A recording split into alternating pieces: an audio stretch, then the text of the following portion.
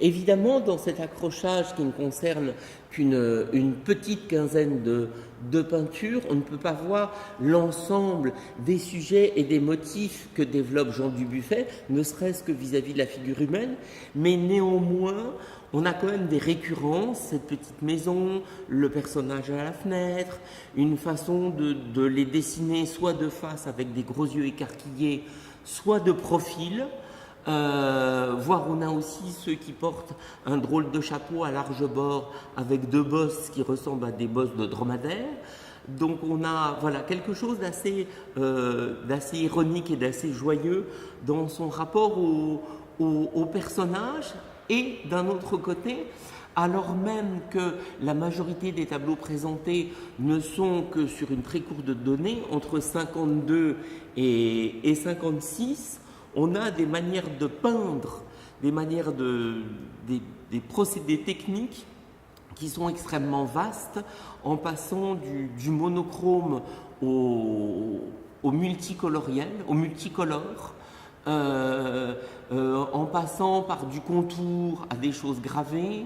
à des effets de recouvrement ou au contraire des effets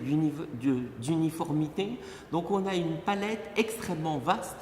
de possibles que développe Jean Dubuffet à travers son œuvre. Il faudra vraiment attendre le début des années 60 et le cycle de l'Ourloupe pour que Jean Dubuffet prenne conscience qu'il peut en fait créer de lui-même un monde qui lui appartiendrait et qui n'appartiendrait qu'à sa peinture, alors qu'auparavant, on a toujours un souci de réalisme, même si quelquefois il s'écarte beaucoup de son sujet au profit d'effets qui ne sont que des effets picturaux, comme par exemple le nez en équerre, où le titre est généré par un geste de peinture qui est de simplifier excessivement le nez à travers une ligne verticale et une ligne horizontale en équerre, donc des effets purement graphiques qui s'éloignent totalement de la morphologie. D'ailleurs, Jean Dubuffet disait que la morphologie et la psychologie humaine ne l'intéressaient pas en eux-mêmes, que ce n'était pas le sujet de son rapport à l'humain, mais que son rapport à l'humain était beaucoup plus l'inscription de l'être humain dans son territoire, l'être au monde, plutôt qu'en faire un portrait psychologique ou un portrait ressemblant. Un des titres de ces expositions, c'était Portraits plus beaux qu'ils ne sont,